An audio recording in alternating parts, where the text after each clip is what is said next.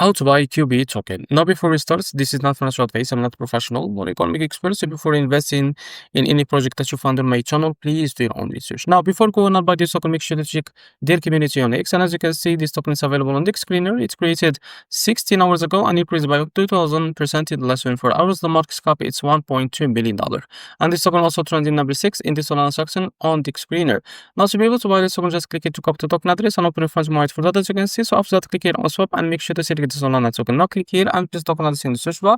As you can see, if you don't see it here, just go back and close this and now try another wallet. I will try the Bitget wallet for that. Now, first of all, I will just log into my wallet to be able to buy this token. Now after that, in the top right corner, just click try now. And in the top right corner, click here and select the Solana network. Now click on this plus icon and press token address in the search bar. Now as you can see, this is our token. It's available on Bitget wallet.